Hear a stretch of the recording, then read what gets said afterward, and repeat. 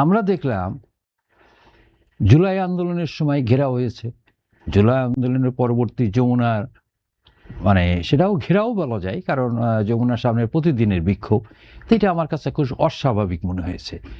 আর আজকে যেটা বা 11 দল যে সচিবালয় ঘেরাও করছে, একটা সরকারের বয়স হয়েছে মাত্র 6 মাস, এবং এই সরকারের সাথে যে 11 দলও কিন্তু সম্পৃক্ত, কারণ 11 দল এই পার্লামেন্টের প্রধান বিরোধী দল।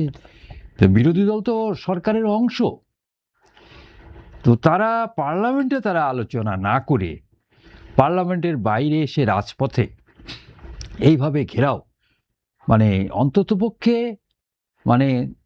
3টা বছর তো যেতে দিতে হবে।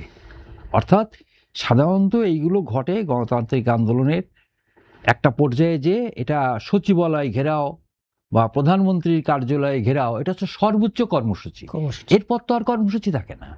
তা প্রথমেই তারা তাদের সর্বোচ্চ কর্মসূচিতে চলে গেলেন। এটা আমার কাছে মনে হয় 11 দলীয় রাজনীতির বা জামাতের, 11 দলের তো প্রধান দল জামাত, জামাতের রাজনীতির একটা দেউলিয়ত্ব ছাড়া আর কিছু না। যেমন ধরেন, দ্রব্যমূল্যের কথা বলছে, বিদ্যুতের কথা বলছে, গ্যাসের কথা বলছে, দুদুভাই বললেন। তো গ্যাস এবং বিদ্যুতের সমস্যাটা কিন্তু এই সরকার এসে সৃষ্টি করে নাই। এবং গ্যাস এবং বিদ্যুতের যে সংকট, একটা হলো যে আন্তর্জাতিক এই ইরান যুদ্ধের কারণে, মার্কিন যুক্তরাষ্ট্রের ইরান যুদ্ধের কারণে গ্যাসের সংকট বা কিছুটা সংকট একটা বৈশ্বিক, এবং তারও আগের যে সরকার ছিল, শেখ হাসিনার সরকার, ফ্যাসিস্ট সরকার, তারা বিদ্যুৎ আমদানির ক্ষেত্রে বা গ্যাস আমদানির ক্ষেত্রে যে চুক্তিগুলো করে গেছে, এগুলো কিন্তু আমাদের বাংলাদেশের সরকারের অনুকূলে অথবা রাষ্ট্রের অনুকূলে এই চুক্তিগুলো হয় নাই।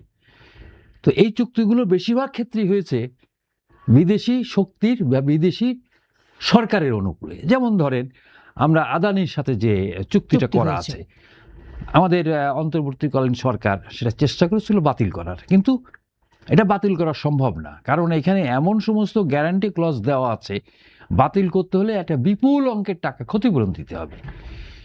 তো একইভাবে বিদ্যুৎ, যেটা রামপাল বিদ্যুৎ কেন্দ্র আমাদের জন্য তো একটা বিস্ফোরণ, যে আমার সুন্দরবনের জীববৈচিত্র্য ধ্বংস করে দিচ্ছে। এবং রামপাল বিদ্যুৎ কেন্দ্রের যে উৎপাদনের যে বন্টন ব্যবস্থা, সেটাও কিন্তু আমাদের অনুকূলে না। তো এইরকম বিপজ্জনক সমস্ত চুক্তি করে গেছে।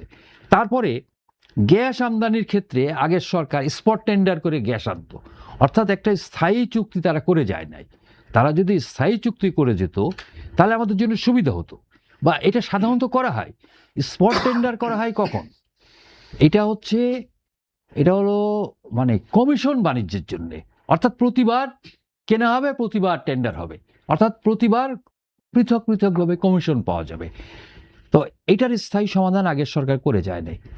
তো এইটা আজকে যারা বিরোধী দল আছে জামাতের, এদের তো না জানার কথা না, এরা তো সবই জানে, জেনে শুনে বুঝে তারা এই সরকারকে যদি এটার উপরে দায়িত্ব চাপায় দেয়, ঠিক হবে না। আমি একজন সাংবাদিক হিসাবে এই সরকারের আমি দেখি অনেক ব্যর্থতা আছে, সেই সমালোচনাগুলো করা যেতে পারে। যেমন এই সরকার বিদ্যুতের দাম বাড়ার চেষ্টা করছে, গ্যাসের দাম বাড়ানোর চেষ্টা করছে, এটা ঠিক না। কারণ মানুষের যে অর্থনৈতিক অবস্থা চিন্তা করে, এখন যে আলু, পটল, বেগুনের যে বাজারের যে অবস্থা, এটা কিন্তু খুব উচ্চ মূল্য বলা যাবে না, এটা বলার কোনো কারণ নাই। আজকে পেঁয়াজের দাম কত, আজকে তেলের দাম কত, মোটামুটি স্বাভাবিক পর্যায়ে আছে। তারপরেও এটা নিয়ে তারা শাউট করতে পারে, তাই না? কারণ তেলের দাম কিছুটা বেড়েছে, চালের দাম ওইভাবে বাড়ে নাই, তো এইটা নিয়ে তারা বলতে পারে। কিন্তু এই বলার জন্যে সচিবালয় ঘেরাও, এইটা আমার কাছে মনে হয় যে এরা হয়েছে কি, বিগত নির্বাচনের সময় ওরা স্বপ্ন দেখছিল সরকারে যাবে, তারা ক্ষমতায় যাবে, তারা প্রচার করেছে এবং তারা নানান ধরনের কনস্পিরেসিও করেছে, বিপুল টাকা তারা খরচ করেছে তাদের অনুকূলে আনার জন্যে। তো সেইটা তারা ব্যর্থ হওয়ার পর সেই ব্যর্থতার যে জ্বালা যন্ত্রণা, সেটা এখনো তারা ভুলতে পারছে না। এইটারই প্রভাব যে আপনার নিশ্চয়ই মনে আছে 91 সালে নির্বাচনে আওয়ামী লীগ পরাজিত হওয়ার পর বিএনপি যখন ক্ষমতা নিল, বেগম জিয়ার নেতৃত্বে যখন সরকার গঠিত হলো, তার ঠিক পরের দিনই শেখ হাসিনার উচিত ছিল ওই সরকারকে গণতান্ত্রিক রীতিনীতি অনুযায়ী অভিনন্দন জানালো। কিন্তু অভিনন্দন জানানোর পরিবর্তে তিনি বললেন, এই সরকারকে আমি একদিনের জন্য শান্তিতে থাকতে দেব না। তার মানে হচ্ছে একটি অগণতান্ত্রিক চিন্তা এবং একটি স্বৈরাচারী চিন্তা। তা আজকে আমার কাছে মনে হচ্ছে এই যে জামাত ইসলামী কিন্তু শেখ হাসিনাকে অনুসরণ করছে, স্বৈরাচারকে অনুসরণ করছে। আজকে এই সরকারকে তার সময় দিতে হবে, টাইম লিমিট বলতে পারে যে এই সময়ের মধ্যে গ্যাস সমস্যার সমাধান করো। বিরোধী দলের কাজ তো এইটা, জনগণের পক্ষে কথা বলা। বলতে পারে যে ভাই আপনাকে 2 বছর সময় দিলাম, এর মধ্যে গ্যাসের দাম ঠিক করেন, এর মধ্যে বিদ্যুতের দাম ঠিক করেন, আপনি পেঁয়াজ রসুন আদার দাম কমায় নিয়ে আসেন। তা না করে হুট করে যে সচিবালয় ঘেরাও, এটা একটা হটকারিতা বলে আমি মনে করি। জনাব বজলুর রশিদ ফিরোজ, আপনার কাছে একটু আসতে চাই। জামাত কিংবা 11 দলের কঠোর রাজনৈতিক কর্মসূচি, জামায়াতের নির্বাচনে পরাজয়ের প্রভাব বলছিলেন জনাব মাহবুব আলম, আপনি কিভাবে বিশ্লেষণ করবেন কর্মসূচিকে? নিয়ে আলোচনা হচ্ছে এখানে। একটা হলো যে সমস্যার মূলে কোথায়, সেইটা আগে চিহ্নিত করা দরকার। সেটা কি আমরা চিহ্নিত করছি যে 11 দল যে কোথায়? একটা হলো যে দেখা গেল যে একটা প্রবাদ আছে, ওই যে আমাদের মতিন ভাই, ভাষা মতিন ভাই একটা উদাহরণ দিতেন যে দাদির কবর কোথায় আর কান্দে কোথায়। তো সেই জন্য যেখানে কবর সেখানে যে কান্নাকাটি না করে অন্য জায়গায় যে কান্নাকাটি করা, এইটা হলো যে আজকে জামাতের যে এই আন্দোলন। আর এই যে ঘেরাও, অবস্থান, বিক্ষোভ, এগুলো তো গণতান্ত্রিক আন্দোলনের একটা হাতিয়ার, কর্মসূচি অংশ। কাজে এটা করতে পারে, যে কেউ করতে পারে, শান্তিপূর্ণভাবে যদি সেই বিক্ষোভ কর্মসূচি, ঘেরাও কর্মসূচি সেগুলো করে, সেটা করতেই পারে।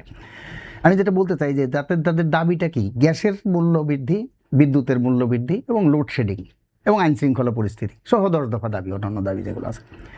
তাহলে এই যে গ্যাসের সংকট, সেই সংকটটা কি? গ্যাসের সংকটটা আমাদের দীর্ঘদিন যাবত, যে গত 17-18 বছরের বিগত সরকার, আমাদের যে গ্যাস ক্ষেত্র সেগুলো অনুসন্ধান করা, সেখান থেকে উত্তোলন করা, সেগুলোর দিকে মনোযোগ দেয় নাই। এলএনজি আমদানির দিকে মনোযোগ দিচ্ছে। তার মানে এলএনজি আমদানি করলে কমিশন পাবে, নিজের দেশের গ্যাস উত্তোলন করলে সেটা থেকে কমিশন পাবে না। আপনারা তো ইতিহাস জানেন না, ভোলার গ্যাস ক্ষেত্র সেটা আমাদের বাপেক্স আবিষ্কার করছে, তারা উত্তোলনও করছে সেখান থেকে কিছুটা। সেই গ্যাস ক্ষেত্রটা রাশিয়ার গ্যাসপ্রমকে তারা ইজারা দিল। মানে আমরা অনুসন্ধান করলাম, আমরা উত্তোলন করলাম দেশীয় কোম্পানি, সেই কোম্পানির হাত থেকে নিয়ে গ্যাসপ্রমকে দিল এটা। এবং সেই গ্যাস আবিষ্কৃত হওয়ার পরে সেই গ্যাস তুলে যে এটা পাইপলাইনে আনবে নাকি আবার এটা এলএনজি করে নিয়ে আসবে, এইটা নিয়ে গবেষণা করতে করতেই এত বছর পার হয়ে যায়, 2 যুগ পার হয়ে গেল। এটা সেই এরশাদের আমলে এটা আবিষ্কৃত হয়েছে। তো সেই জায়গায় এসে সেই গ্যাসগুলো এনে ন্যাশনাল গ্রিডে দেওয়া যেত, সেই ব্যাপারে জামাত ইসলামের কোনো কথা নাই। 3 নম্বর হলো যে এখানে দেখেন এই যে বিদ্যুতের সংকট, আমাদের বিদ্যুতের উৎপাদন ক্ষমতা কত? 29,000 মেগাওয়াট, উৎপাদন হয় 14,000 মেগাওয়াট। তাহলে বাকিটা যে এই যে রেন্টাল এবং কুইক রেন্টাল বিদ্যুৎ কেন্দ্র যেটা করছিল শেখ হাসিনা, নিজস্ব লোকজনদেরকে এগুলো দিয়ে মুনাফার স্বার্থের জন্য রেন্টাল, কুইক রেন্টাল, এখন সেগুলোকে বসিয়ে বসিয়ে ক্যাপাসিটি চার্জ, 1 পয়সার বিদ্যুৎ সেখান থেকে আমি কিনতেছি না, তারা উৎপাদনও করতেছে না, কিন্তু তাদের যে ক্ষমতা, সেই ক্ষমতা অনুযায়ী ক্যাপাসিটি চার্জ হিসাবে এই গত 1 বছরে, অর্থ বছরে সেখানে 48,000 কোটি টাকা তাদেরকে দিতে হচ্ছে ক্যাপাসিটি চার্জ। তার মানে 1 পয়সার বিদ্যুৎ কিন্তু আনি নেই, 48,000 কোটি টাকা। এটা প্রতি বছরই এটা দিতেছে, বাড়তেছে ক্রমাগত। তাহলে সেই বিষয়ে এই রেন্টাল, কুইক রেন্টাল বিদ্যুৎ কেন্দ্র আমরা বন্ধ করার দাবি জানাচ্ছি। জামাত ইসলামের কি সেই দাবি আছে? 11 দলের সেই দাবি আছে? তার মানে সেই জন্যই বলছেন যে মূলে না গিয়ে সেটার আরেকটা বিষয় দেখেন, এই যে এলএনজি আমদানিটা, এখন তো ইরান এখানে যুদ্ধ, সেগুলোর কারণে হরমুজ প্রণালী ইত্যাদিতে নানা সংকট আছে। এই সংকট না থাকলেও এই যে অন্তর্বর্তীকালীন সরকার নির্বাচনের 3 দিন আগে যে বাণিজ্য চুক্তি করে গেল, সেই বাণিজ্য চুক্তি অনুযায়ী আমরা আগে ওই যে স্পট মার্কেট বলেন বা পার্মানেন্ট চুক্তি বলেন, সেগুলো আমরা প্রতিযোগিতামূলক বাজার থেকে আমরা কিনতাম। এখন সেই চুক্তির শর্ত অনুযায়ী সেখান থেকে আমেরিকা থেকে আবার এলএনজি কিনতে হবে এবং বাজার দরের চেয়ে 50% বেশি দামে আমার এলএনজি সেখানে আমেরিকা থেকে কিনতে হবে। অথচ দেখেন রাশিয়া আমাদের সরকারকে প্রস্তাব দিয়ে রাখছে যে তারা এলএনজি যদি তাদের কাছ থেকে কিনি 40% লেসে, আন্তর্জাতিক বাজার দরের চেয়ে 40% কম দামে তারা আমাদেরকে দেবে। তাহলে সেগুলো নিয়ে কথা আছে এই জামাত সহ 11 দলের, সেগুলো নিয়ে কথা নাই। 2 নম্বর কথা হলো যে এখানে দেখেন এই যে বাণিজ্য চুক্তির পরে কিন্তু এই যে খলিলুর রহমান সাহেব পররাষ্ট্রমন্ত্রী হওয়ার পরে এখন এই বিএনপি সরকারের, তিনি যে একটা জ্বালানি বিষয়ক সমঝোতা স্মারক করে আসছে MOU, সেইটার মধ্য থেকেই কিন্তু এই যে আমাদের যে জ্বালানি সংকট, এটা থাকলে জ্বালানি সংকট এটা নিরসন হবে না এবং বিদ্যুৎ গ্যাস সেগুলোর দাম ক্রমাগত বাড়তেই থাকবে। সেই বিষয়ে জামাত ইসলামের কোনো কথা নাই, বাণিজ্য চুক্তি বাতিলের জন্য কোনো কথা নাই। সংসদে একটা প্রস্তাব পাশ করলো না আলোচনার জন্য, আমরা বাম গণতান্ত্রিক জোটের পক্ষ থেকে, আমরা সাম্রাজ্যবাদ যুদ্ধবিরোধী জোটের পক্ষ থেকে এই বাণিজ্য চুক্তি বাতিলের জন্য সংসদে গিয়েছিলাম, মাননীয় স্পিকারের কাছে স্মারকলিপি দিয়েছিলাম যে আলোচনা তোলার জন্য। রুমিন ফারহানা স্বতন্ত্র সংসদ সদস্য, সে তুললো এইটা নিয়ে আলোচনার জন্য। বাতিল টাতিল পরের ব্যাপার, আলোচনা করুক এটা কতটুকু দেশের স্বার্থে, জাতীয় স্বার্থে, কতটুকু স্বার্থের বিরুদ্ধে, যেগুলো স্বার্থের বিরুদ্ধে সেগুলো বাতিল করার জন্য আমরা প্রস্তাব করতে পারি কিনা সেইটা নিয়ে কিন্তু আলোচনা। জামাত রুমিন ফারহানা বলছে যে আমার বাইরে একজন সংসদ সদস্য পাওয়া যায় না, কারণ ওখানে প্রস্তাব তুলতে গেলে 5 জন সংসদ সদস্যদের সিগনেচার লাগে, একজন সংসদ সদস্য নাই সেখানে। আমাদের সাথে এক সময় ছিল প্রগতিশীল গণসংহতি আন্দোলনের, এখন পরিকল্পনা প্রতিমন্ত্রী হয়েছে, সাম্রাজ্যবাদের বিরুদ্ধে গলা ফাটিয়ে ফেলতো চিৎকার করে করে, কিন্তু পার্লামেন্টে একটা টু শব্দ করতেছে না, একদম মুখে কুলুপ এঁটে বসে আছে। তার মানে এই যে জামাত যেগুলো নিয়ে আন্দোলন করতেছে এগুলো যে মকারি, জনগণের সামনে মকারি করতেছে, যে মূল সমস্যা সেটাকে মানে লোকেট করে চিহ্নিত করে তার বিরুদ্ধে যে কথা বলা, সেই কথা বলা সমাধানের পথে আসলে সেই জন্যই আমি বলতেছি যে জামাত যেটা বলতেছে এটা এই আজকেই তো দেখলাম পত্রিকায় আছে, আদানির কথা বলছেন যে বাতিল, মাহবুব ভাই বলছেন বাতিল করলে জটিলতা আছে। আমেরিকায় আদানির সাথে চুক্তি সেগুলো বাতিল করছে এবং জরিমানা করছে তাদেরকে, আদানি কোম্পানিকে, এটার নজির আছে। তাহলে বাংলাদেশ কেন পারবে না? আর একটা অন্তর্বর্তীকালীন সরকার পর্যালোচনা পর্যন্ত করলো না। আদানির কাছ থেকে যে বিদ্যুৎ কিনলাম, আমাদের যত এই যে রেন্টাল, কুইক রেন্টালে যত বিদ্যুৎ কিনি, আদানির কাছ থেকে সবচেয়ে বেশি দামে, যত দেশি বিদেশি কোম্পানির কাছ থেকে বিদ্যুৎ কিনি, আদানির কাছ থেকে সবচেয়ে বেশি দামে আমাদের বিদ্যুৎ কিনতে হয়। সেটা নিয়ে অন্তর্বর্তীকালীন সরকার পর্যালোচনা করে নাই। আমি দাবি করি বিএনপির সরকার, 5 মাসের সরকার, তারা যাতে এই চুক্তি পর্যালোচনা করে এবং এইটার বিরুদ্ধে একটা ব্যবস্থা গ্রহণ করে, প্রয়োজনে বাতিল করার যে সিদ্ধান্ত, সেই সিদ্ধান্ত নেয়। এবং ওই যে বাণিজ্য চুক্তির শর্ত অনুযায়ী বেশি দামে যে এলএনজি কিনতে হবে, সেই এলএনজি কিনলে আমাদের গ্যাসের দাম বাড়ানো ছাড়া কোনো উপায় থাকবে না। কাজে সেই চুক্তি বাতিল করার জন্য আমি সরকারের কাছে দাবি জানাবো। জনাব শামসুজ্জামান দুদু, আজকে আমরা 11 দলীয় জোটের প্রসঙ্গেই ছিলাম। তারা যখন এই ঘেরাও কর্মসূচি পালন করলো, ঠিক একটি নতুন কর্মসূচিও দিয়েছে আগামী দিনের জন্য। সেই কর্মসূচিটি হচ্ছে আগামী সেপ্টেম্বর থেকে অক্টোবর পর্যন্ত ঢাকা থেকে 4টি বিভাগীয় শহরে লং মার্চ কর্মসূচি, এবং সংসদের প্রধান বিরোধী দল জামাত ইসলামীর নেতৃত্বে এই কর্মসূচিটি হবে। লং মার্চ কর্মসূচি শেষে নভেম্বরে রাজধানীতে মহাসমাবেশ। এই কর্মসূচির মধ্য দিয়ে মানে সরকারের উপর কি ধরনের চাপ সৃষ্টি করতে চায়, কিংবা এই কর্মসূচিকে বিএনপির একজন অন্যতম রাজনৈতিক নেতা হিসেবে আপনি কিভাবে দেখেন? এখানে নানামুখী আলোচনা কিন্তু ইতিমধ্যে জামাতের সম্বন্ধে, এই যে জ্বালানি প্রসঙ্গে, গ্যাসের প্রসঙ্গে, এগুলো নিয়ে হয়েছে। আমার কাছে মনে হয়েছে যে জামাতের যে একটা দৃঢ় বিশ্বাস ছিল এই গণঅভ্যুত্থানের পরে, এটা তো বিশেষত হয়েছিল যে গণঅভ্যুত্থানটাই তারা সংগঠিত করছে, তারা আগামী দিনে রাষ্ট্র ক্ষমতায় আসছে। এ ধরনের একটা প্রচার প্রপাগান্ডা মানুষের কাছে বিশ্বাসযোগ্যভাবে তারা তুলে ধরার চেষ্টা করেছিল। কিন্তু নির্বাচনে 12 ফেব্রুয়ারি নির্বাচনের পরে দেখা গেল যে বিএনপি অ্যাবসলিউট মেজরিটি, অর্থাৎ 2 শতাধিক সদস্যের ঊর্ধ্বে জয়লাভ করছে। তো এই বেদনা বা আশাহত, এটা আমার মনে হচ্ছে বিরোধী দল হিসেবে জামাত ঠিক সহ্য করতে পারছে না, কষ্টটা মানতে পারছে না। নাহলে এখানে ধরেন সবাই খুব বিজ্ঞ আলোচক শুধু বললে ভুল হবে, রাজনীতি ক্ষেত্র ভূমিকাও তাদের কম না।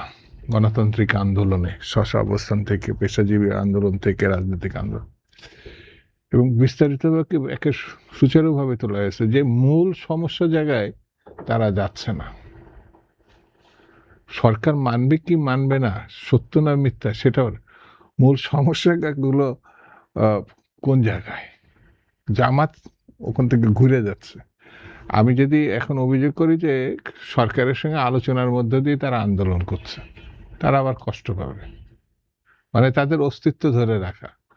কিছু আছে না রাজনৈতিক দল, মানে চাপ প্রকাশ্য এক ধরনের দেয় আর নিচে ব্যবসা নেয়, জেন্টলম্যান এগ্রিমেন্ট যেটাকে বলা হয়। মানে জামাত এই পর্যন্ত আওয়ামী লীগের কাছে, বিএনপির কাছে, সরকার, তারা তো কখনো মানে বিরোধী দলের এইবার আনুষ্ঠানিকভাবে কিন্তু বিরোধী দল হয়েছে। এর আগে বিএনপির সঙ্গে যদি ফ্রন্ট অন কোর্স থাকতো 18-20টা সিট পেত, একা ইলেকশন করে জেদ করতে গিয়ে দেখা গেল 3টা থেকে 4টার বেশি সিট পায় নাই, 2টার। তো ওদের হলো ক্যাটাগরিস্টিক সংগঠন বলে, তো ওদের একটা সীমাবদ্ধতা আছে, ওরাও জানে এর বাইরে এটা বললে ওরা কষ্ট পাবে, কিন্তু এটা সত্য। সেটা হচ্ছে তারা কখনো সত্যটা বলে না, ইসলামী নাম ব্যবহার করে। এদের মতো মিথ্যা কথা দুনিয়ার আল্লাহর রাস্তা আমি ব্যক্তিগতভাবে শুনি না রাজনীতিতে, এটা সেটা করে। আর সত্যিকার আমাদের তো মুসলিম ধর্মাবলম্বীর সংখ্যায় বেশি এখানে, তার থেকে একটা অংশ রাজনীতিতে আসে, কিন্তু ম্যাক্সিমাম এই বিভিন্ন দলের থেকে বিভিন্ন জায়গায় আসে। যেমন আমার ওদের থেকে মুসলিম সমর্থন বিএনপির বেশি। কেন বলছে? এই জন্যই বলছে যে এখানে মুসলিম জনসংখ্যা যে ভোটটা দেয়, কাকে দেয়? এবারও তো সর্বাধিক ভোট তো বিএনপি পাইছে। তাহলে পরে মুসলিম ভোটার দেখতে তো তাদের পক্ষে গেলে তো তারাই তো সরকার গঠন করত, তারাই সংখ্যাগরিষ্ঠ হতো। তার মানে তাদেরকে, তাদের ইসলাম যে কথা বলে সেটা এদেশের মানুষ। আর তাদের সবথেকে বড় খারাপ জায়গাটা আছে তো 71, তারা এই দেশই মানে নাই। তারা নারীদের উপরে যে অত্যাচার করছে, এটা পৃথিবীর কোনো জায়গায় কোনো রাজনৈতিক দল করছে এরকম নজির নাই। মুক্তিযোদ্ধাদের তারা 71-এ বিচ্ছিন্নতাবাদী বলে, ভারতের দালাল বলে তারা সশস্ত্রভাবে, এই যে রাজাকার, আল বদর, আলসাম, সব তো তারা মুসলিম লীগ না, কিন্তু মুসলিম লীগ অফিসিয়ালি তারা মানে পাকিস্তানের পক্ষে গেছে, কিন্তু অস্ত্র ধরছে এরা। এবং সেটি প্রগতিশীল জাতীয়তাবাদী শক্তি বা বাম ঘরানার শক্তি তাদেরকে নির্বিচারে খুন করছে, নির্বিচারে হত্যা করছে।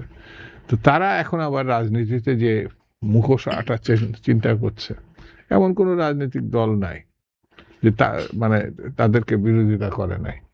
কিন্তু এবার এই যে মানে জ্বালানি বা অন্যান্য এইখানে ঘেরাও করছে বা সারা দেশে, হ্যাঁ, যে কেউ তার রাজনৈতিক কর্মসূচি নিয়ে জনগণের কাছে এই বিষয়গুলো যেতে পারে, এটা ব্যাপারে আমার ইয়ে নেই, দ্বিমত নাই। কিন্তু তারা সঠিক পথে যাচ্ছে, সঠিক আন্দোলনটা করছে, এটা আমার কাছে মনে হয় না। জনাব মাহবুব আলম, আপনার কাছে একটু আসতে চাই। সরকার পতনের হুমকি দেওয়া হচ্ছে জামাতের থেকে কিংবা 11 দলীয় জোট কিংবা এনসিপির পক্ষ থেকে, কখনো প্রধানমন্ত্রীকে কটাক্ষ করে বক্তব্য দেওয়া হচ্ছে কিংবা কঠোর কর্মসূচির দিকেও যাচ্ছে। এই যখন বিরোধী দলের অবস্থান, তখন বিএনপি আসলে অনেকটা নীরব দেখছি আমরা। কেন বিএনপির এই নীরবতা দল হিসেবে? প্রথমত হচ্ছে যে এই ধরনের হুমকি ধুমকি মানে এটা হচ্ছে হাস্যকর। আমার কাছে মনে হয় বিএনপির শীর্ষ নেতৃত্ব এটা মুখ টিপে হাসছে যে এরা কারা। কারণ সংসদের 70টা সিট পেলেই কিন্তু শক্তিশালী বিরোধী দল হয় না, মানে জনগণের মধ্যে তার ভিত্তি থাকতে হয়। বিএনপি একটা বড় দল, জনগণের মধ্যে তার ভিত্তি আছে। কিন্তু জামাত ইসলামী 70টা সিট পেয়েছে, তারা সংসদে বিরোধী দল, কিন্তু মনে রাখতে হবে তার কিন্তু জনভিত্তি ওইভাবে নাই। তারা এবং তাদের মানে মানে তারা রাজনীতি, তাদের কোনো সুনির্দিষ্ট কর্মসূচি নাই। যেমন তারা কদিন আগেও বলতো, এই নির্বাচনে আগেও বলতো, আমরা আল্লাহর আইন, সৎ লোকের শাসন চাই। এখন কিন্তু তারা আর এই কথা বলে না। তারা এখন শরিয়া আইনের কথা বলে না, তারা শরিয়া আইন থেকে সরে গেছে। তার মানে কিন্তু তারা শিফট করছে, কারণ ওরা জানে শরিয়া আইনের কথা বললে, আল্লাহর আইনের কথা বললে পার্লামেন্টের ব্যবস্থা নাই। আল্লাহর আইনে কিন্তু নির্বাচনের কোনো বিধান নাই। ইসলামী যে আইন, তাকে সেখানে কিন্তু নির্বাচনের বিধান নাই। এবং আপনি নিশ্চয়ই জানেন, শুধু নির্বাচনের বিধান না, ক্ষমতা হস্তান্তরের বিধানও নাই। কারণ সেটা কি ছিল? মূলত খেলাফত। 4টে খেলাফত ছিল ইসলামে। প্রথম হচ্ছে খোলাফায়ে রাশিদিন, তারপরে উমাইয়া খেলাফত, তারপরে আরও এরকম 2টা খেলাফত ছিল। আপনি দেখেন কোনো খেলাফতে কি ক্ষমতা হস্তান্তরের কোনো ব্যাপার ছিল? প্রথম যে খেলাফত, আমরা কি দেখলাম? কতল করে ফেলে মসজিদের মধ্যে কল্লা রেখে দিল, তারপরে ক্ষমতা হস্তান্তর। দুইটা খলিফার এই অবস্থা হয়েছে। তো কাজেই ওরা কিন্তু বুঝে গেছে যে এই কথা বললে আর মানুষ খাবে না। আর তাছাড়া এমনিতেও জামাত ইসলাম নিয়ে কিন্তু সাধারণ মানুষ একটা জিনিস বুঝে গেছে, নামের শেষে ইসলাম লাগালে কিন্তু ইসলাম হয় না। কারণ এটা এখন সবাই বলে কি জানেন, এটা হচ্ছে মওদুদির ইসলাম। এবং আসলেই তাই, জামাত ইসলাম কোনো ইসলাম না, ইসলামের প্রতিনিধিত্ব এরা করে না। দুদু ভাই যেটা বললেন, যদি সেইটাই করত, বাংলাদেশের 18 কোটি মানুষের মধ্যে মানে 93% হচ্ছে মুসলিম, তাহলে তো জামাত ইসলামের 93% ভোট পাওয়ার কথা এবং বিএনপি তো 0 ভোট পাওয়ার কথা। কিন্তু ঘটনাটা হচ্ছে উল্টো। তার মানে হচ্ছে আমার দেশের জনগণ জামাতকে রিজেক্ট করছে ইসলামিক দল হিসাবে। তারপরে তাদের প্রচুর মানে পেশি শক্তি এবং নানান ধরনের ক্যারিক্যাচার দিয়ে তারা মানে 70টা আসন পেয়েছে এবং এতে তারা সন্তুষ্ট হওয়া উচিত। এবং এরা এই যে হুমকি ধুমকি দিয়ে এরা নিজেদেরকে হাস্যকর করে তুলছে, পুরোপুরি হাস্যকর করে ফেলছে। এবং দুদিন পরে এদের নিয়ে মানুষ হাসবে। লং মার্চের কথা বলছে, লং মার্চে যদি সত্যি সত্যিই করে, আমার ধারণা লং মার্চ করার যে যোগ্যতা লাগে, যে মানে লং মার্চ করার জন্যে যে মানসিক শক্তি লাগে, এটা জামাতের নাই। কারণ জামাত কি করে, মনে করেন ঢাকায় যখন একটা সমাবেশ করে, আমরা দেখি না একটা বিশাল সমাবেশ, তখন করে কি জানেন, সারা দেশের জামাতের যত লোক আছে সবাইকে নিয়ে আসে। কারণ এরা তো জামাতের কর্মী না, এরা হলো জামাতের কর্মচারী, এদের বিভিন্ন অর্গানাইজেশন আছে এবং এরা তো সবচেয়ে বড় কথা, একটা রাজনৈতিক দল অসৎ টাকায় চলে। আমি চ্যালেঞ্জ দিয়ে বলছি, কোনো রাজনৈতিক দল এত অসৎ টাকায় চলে না। রাজনৈতিক দল জনগণের কাছে চাঁদা নিয়ে চলার কথা। এরা করে কি জানেন, এরা হচ্ছে মধ্যপ্রাচ্য থেকে জাকাতের নামে টাকা নিয়ে আসে। জাকাতের টাকা কিন্তু ডিস্ট্রিবিউট করতে হয়, জাকাতের টাকা কিন্তু আত্মসাৎ করা যায় না, জাকাতের টাকা কিন্তু ব্যবসা বাণিজ্যে খাটানো যায় না। এরা যেটা করেছে বছরের পর বছর আমাদেরকে মিসকিন বানায়। ওখানে কি বলে জানেন, যে এটা বাংলাদেশ মিসকিন, তো এই মিসকিনদের জন্য কিছু জাকাত দিন। কারণ জাকাত তো ধনী লোককে দেওয়া হয় না, মিসকিনদের দেওয়া হয়। এই জামাতেের কারণে এদের এই মানে অপকর্মের কারণে আমরা মিডল ইস্টে মিসকিন হিসেবে স্বীকৃত। সেই মানে জাকাতের টাকা নিয়ে এসে তারা বিভিন্ন রাবাতে আল ইসলাম, অমক তমক, এই সমস্ত কি সমস্ত মানে কি ইসলামী কি হলো হাসপাতাল টাসপাতাল এগুলো করেছে। তো এদের যে কর্মচারীরা এরা সব এক জায়গায় নিয়ে আসে। তো মনে হয় যে সমাবেশটা বড়, কিন্তু যখন লং মার্চ করবে তখন কিন্তু থলের বিড়াল বেরিয়ে পড়বে। তো কাজেই ওই লং মার্চের হুমকি দিয়ে কোনো লাভ নাই।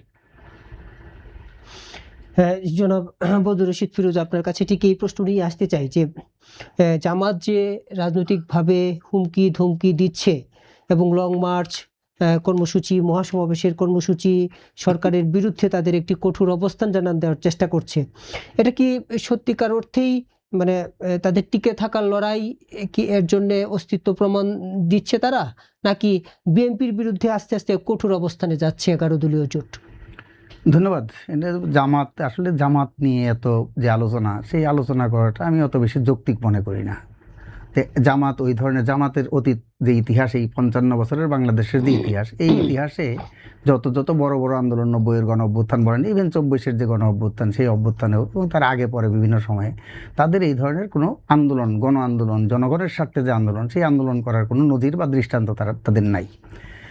এখন যেটা বলছে যে প্রত্যেকটা রাজনৈতিক দলের, এটা অফকোর্স সে যে নীতি, যে আদর্শই ধারণা করে, তার লক্ষ্য তো রাষ্ট্র ক্ষমতা দখল করা।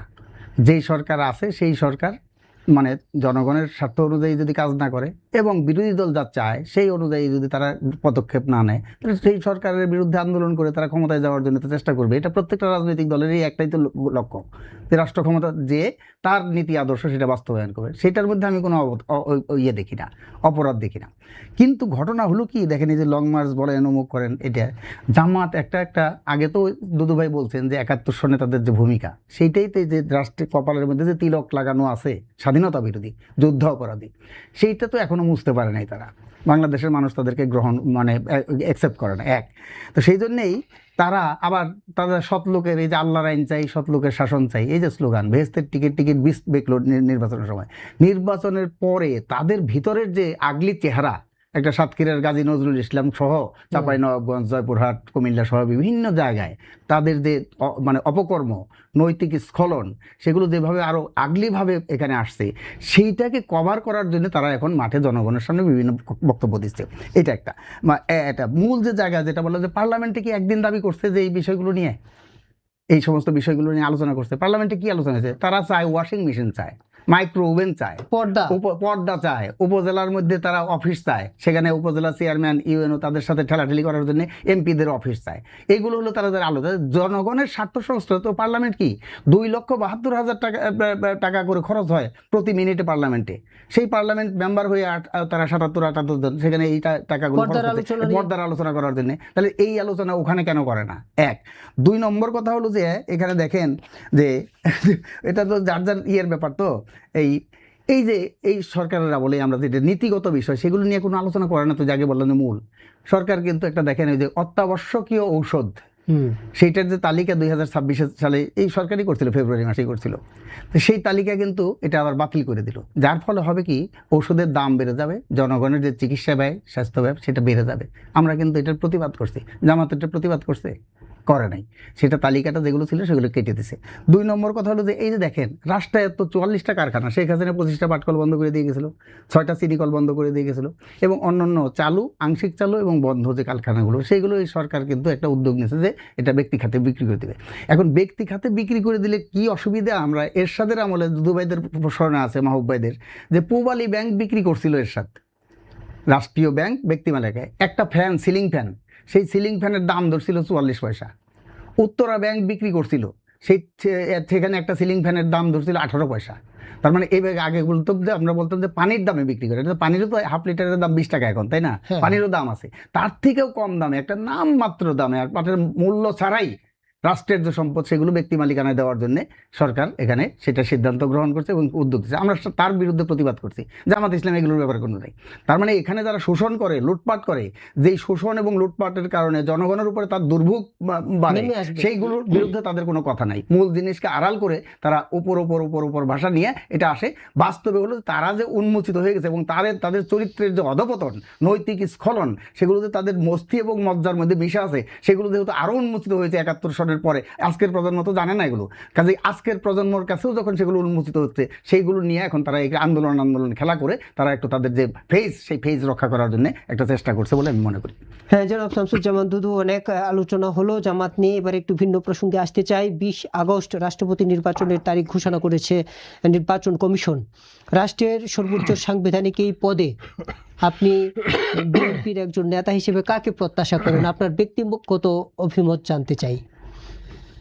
আর এটা নিয়ে ইতিমধ্যে আমাদের বিএনপি নীতি নির্ধারণী কমিটি, সর্বোচ্চ কমিটি, সেটা জাতীয় স্থায়ী কমিটি, সেখানে আলোচনা হয়েছে। সেখানে আলোচনা ইতিমধ্যে হয়েছে। সেই আলোচনাটা পার্টি চেয়ারপারসনের, যিনি প্রধান দলের বা প্রধানমন্ত্রী এখন যিনি, তার হাতে ন্যস্ত করা হয়েছে বিষয়টি। এটা মানে প্রকাশ্য একটা নিউজ সিদ্ধান্ত, হ্যাঁ, কিন্তু কম বেশি হচ্ছে ওই জায়গায় ব্যক্তি নিয়েও আলোচনা হয়েছে, কথাবার্তা হয়েছে, এবং দলের নির্বাহী কমিটিও যার যার মতো করে পার্টি প্রধানকে জানাইছে। তো ঘোষণাটা দিবেন তিনি, যেটি সার্বজনীন।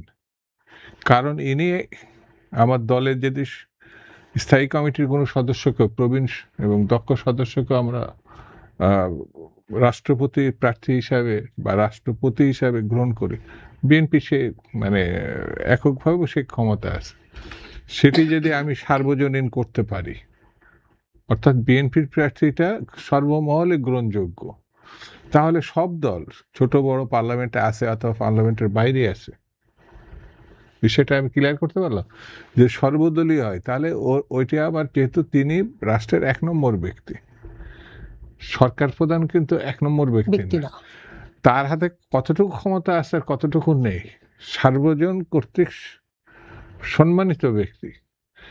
সংকট যদি দেখা দেয়, সংকটকালীন সময়ে তার কাছে সবাই যায়, কোনো বিষয়ে যদি কখনো দেখা যায়, সেই সব বিচার বিশ্লেষণ করে কিন্তু তাকে স্থায়ী কমিটির বৈঠকে কাদের নাম আলোচনায় আসছে আমরা কি একটু মানে আমি দর্শকদের জন্য একটু না বলবেন আমি কিনা? ব্যক্তিগতভাবে আমি মানে একটা দলের সভাপতিমণ্ডলীর মানুষ হয়ে দলের সিদ্ধান্ত ঘোষণার আগে আমি একসময় দলের মুখপত্র হিসাবে যখন আন্দোলন সংগ্রামে আমাদের নেত্রী গ্রেপ্তার, অন্যান্য মানে সিনিয়র নেতারাও গ্রেপ্তার, সেই সময় পার্টি অফিসে আমি বন্দী থাকা অবস্থায় মুখপত্র হিসাবে দায়িত্ব পালন করছি। তো কিছু বিষয় থাকে চূড়ান্ত মুহূর্তের আগে সেগুলো দলগতভাবে প্রকাশ করা হয় না, আর কিছু কিছু বিষয় আছে ব্যক্তিগত মন্তব্য থাকতে পারে, কিন্তু এই পর্যায়ে আমি কেন এখনো আনুষ্ঠানিকভাবে তো আমরা দায়িত্ব আমাদের পার্টি চেয়ারপারসনকে দিচ্ছি, সেই জন্য বলার কোনো সুযোগ নাই।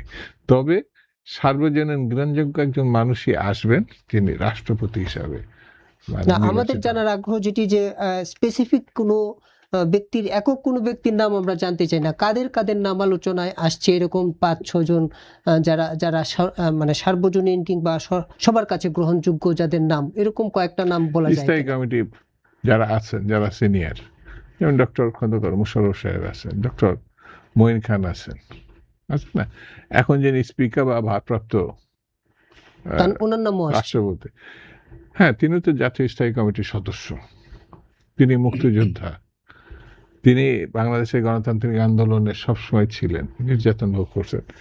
তো এই ধরনের আরো যারা আছেন, যার পার্টির মহাসচিব, কখনো কখনো পত্রিকার মাধ্যমে আসছে তিনি 1 নম্বর, যদিও তিনি নিজে এর প্রতি আগ্রহী না, মানে রাষ্ট্রপতি হওয়ার ব্যাপারে। হ্যাঁ, কয়েক জায়গায় তিনি বলেছেন, তো তার কথাও আসছে। তো এইরকম আরো নাম, বেশ কয়েকজনের নাম তো আলোচনা হয়েছে। এখন চূড়ান্ত ব্যক্তি হিসাবে কে আসবেন একটু আমরা অপেক্ষা করি। আচ্ছা, আমরা নিশ্চয়ই অপেক্ষা করব সেই চূড়ান্ত মুহূর্তের জন্য। জনাব মাহবুব আলম, রাষ্ট্রপতি নির্বাচনের যখন তারিখ নির্বাচন কমিশন থেকে ঘোষণা করা হলো, এর মধ্যে সাম্প্রতিক সময় থেকে আলোচনা হচ্ছে রাষ্ট্রপতি প্রধানমন্ত্রীর মধ্যে ক্ষমতার ভারসাম্য, চেক অ্যান্ড ব্যালেন্স নিয়ে আলোচনা হচ্ছে, যে রাষ্ট্রপতির হাতে আর কি কি ক্ষমতা থাকা উচিত, মানে আপনার একটু বিশ্লেষণ শুনতে চাই। ঘটনা হচ্ছে যে আমাদের বর্তমান যে সংবিধান আছে, যে সংবিধানটা মানে কি বলে 91 সালের যখন করা হয়, তখন সেই সময়কার যে বিদায়ী রাষ্ট্রপতি ছিলেন বিচারপতি শাহাবুদ্দিন,